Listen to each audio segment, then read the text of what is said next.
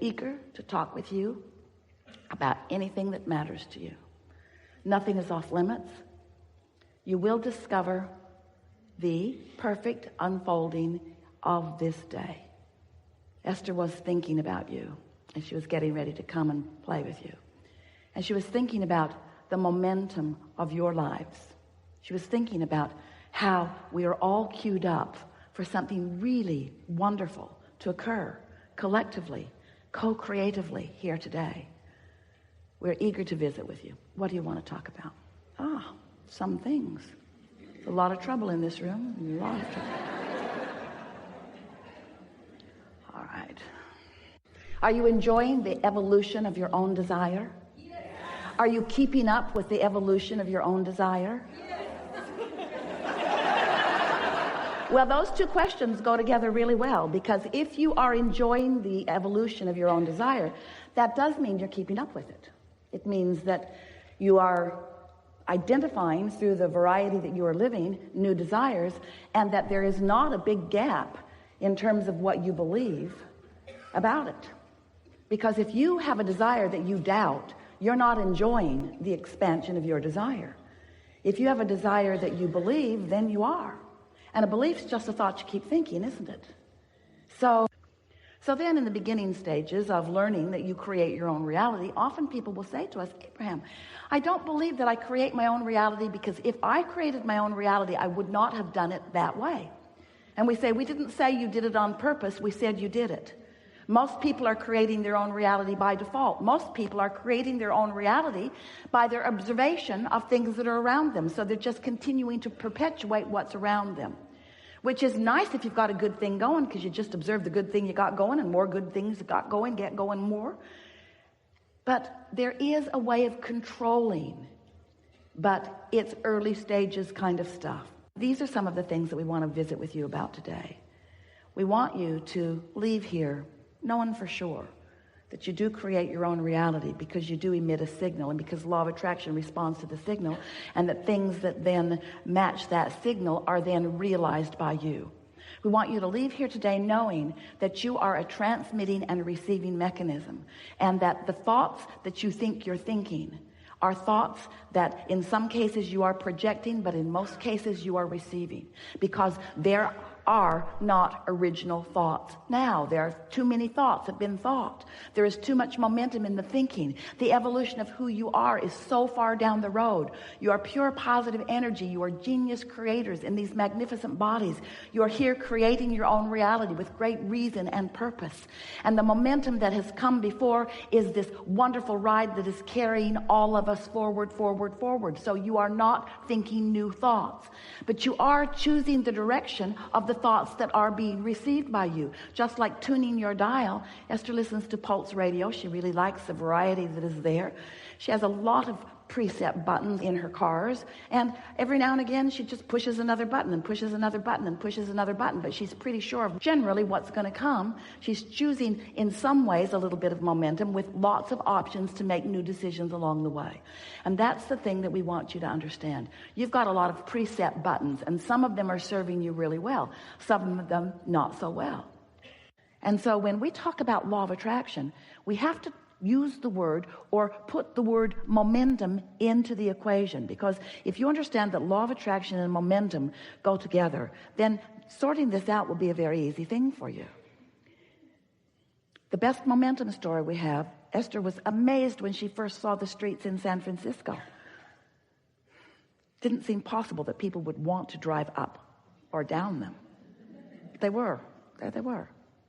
Imagine putting your car at the top of one of those hills, taking it out of gear, taking the parking brake off, and just for fun, just to see if the physics of this universe are still in place, you decide to just bump your car a little bit from behind, just to see what might happen.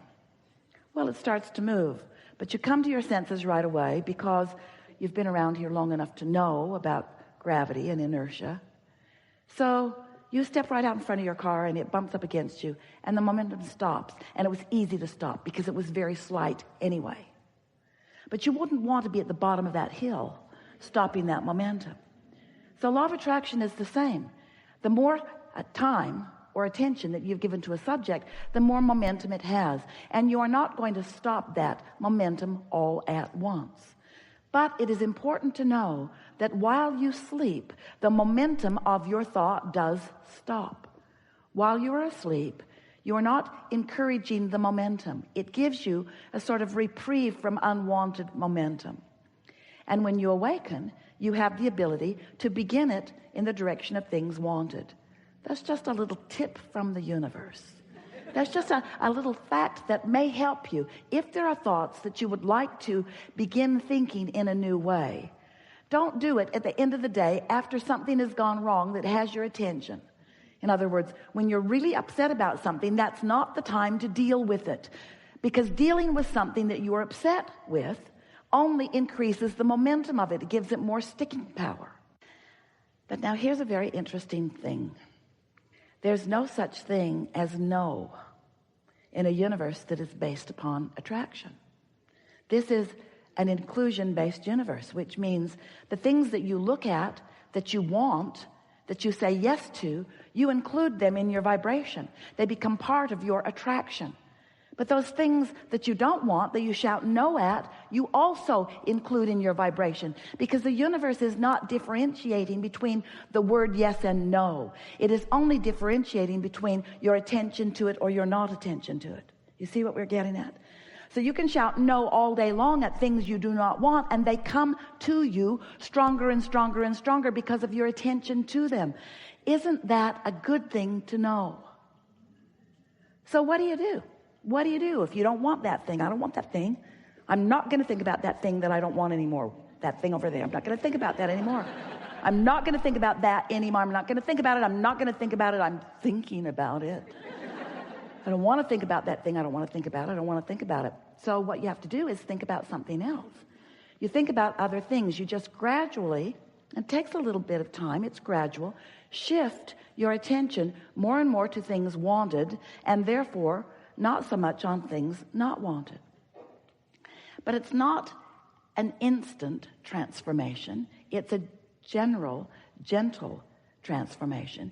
And it's helpful to understand what makes it easier and what makes it more difficult. So here are the laws of the universe simply explained so that you can understand how it is that things are coming to you or to others because of your attention. So when you give your attention to something and you're thinking about it in very general terms, in that general attention to it, there is less momentum. The more you think about it, the faster the momentum. So when you've given your attention to something, your undivided attention to something, and you've given your attention longer and longer, law of attraction just fills in more and more details for you. And the more detailed a subject becomes, then the stronger your point of attraction is. The more general you are, the less. So there are two things you can do to slow momentum. Many more than that, really, but two things that really work well. One is go to sleep. That stops momentum. Don't sleep all day, just occasionally. And the other is you can meditate. When you meditate, you quiet your mind. When you quiet your mind, you stop thought. When you stop thought, you stop momentum. Gives you an opportunity to come into alignment with who you are. And there is one more very important thing that we want to say to you. You are source energy in these physical bodies. Do you know that? There is a trajectory, there is a momentum of well-being that is very powerful, that without knowing it, you've been practicing hindering with contradictory thought. So when you meditate, what happens is you quiet your mind, and your natural trajectory, your natural momentum then can have more effect in your experience. It's like, imagine a cork bobbing on the surface of the water. That's pure positive energy. That's absence of resistance in this analogy. Now, you can hold that cork under the water. I don't have enough money, or I'm really mad at that guy, or that person did something inappropriate, or I don't like the way you spoke to me, or I don't like the way that came down, or I don't like what's happening in government, or I don't like what's happening, or I don't like what my children are doing, or. You can hold that cork under the water in disapproval of something, in negative attention to something. But when you are distracted from that subject, like in slumber, or meditation, or appreciation, You let go of the cork and it bobs right back to the surface where you naturally belong. So what we're wanting to say to you is that while you do, everyone does, you have some beliefs that are not serving you. And so the key to the happily ever after that you're wanting, the key is to clean up your focus. But you can't just all of a sudden stop thinking something that you've been thinking, because the law of attraction is bringing thoughts to you like the ones that are most active. So you've got to find ways of deactivating what you don't want by going general, and activating more and more what you do want, becoming more and more specific. You see what we're getting at? If you find yourself in the middle of a conversation about something that you do not want, stop talking about it as soon as you can. That helps. And in time, you'll stop talking about it. You'll stop thinking about it. You'll stop attracting it. You'll stop being part of that. Your point of attraction will shift. And that's really what we want to talk about here today. Some of you have been listening to us for a while, yes? And you've been hearing us talking about law of attraction and how powerful it is, and how there's no exclusion. And even though there's a war against drugs and a war against cancer and a war against teenage pregnancy and a war against and a war against and a war against, a war against poverty, a war against, the war against terrorism, a war against, all of those things are just getting bigger and bigger and bigger and bigger. Not one of those wars against anything is making anything smaller, because there is no exclusion. You cannot push it away. You only bring more of it to you, you see. Let's get going. Let's sort it out a little bit at a time. It is our expectation that you will push the reset button today, that you will find vibrational alignment with who you are, and that you will participate in the energy of that alignment long enough that you will be forever vibrationally changed. Now, we don't mean this alignment that is certain to happen today is not like a college degree where once you get the certificate, you just hang it on your wall and it's yours forevermore. It's not like that, because your alignment either is or isn't in the moment. But you're going to be able to tell from now on whether you're in alignment or not, because you can tell by the way you feel. Your emotions are the key to your alignment. The better you feel, the more in alignment with who you are and all that you've become you are. The worse you feel, the more out of alignment you are. Sort of like the hot and cold game. Kate wanted to play that with Jerry and Esther when she was really little. They played it in a big building. She would hide something in the building, and then she would give them clues so that they could find it. You're getting warmer, she'd say. You're getting warmer. You're getting warmer. Getting colder. And because she knew where it was, and because she gave good clues, they always found it. It was so much fun. Sometimes Jerry would pretend that colder was warmer and warmer was colder, but Kate never let him get away with that. You know better than that.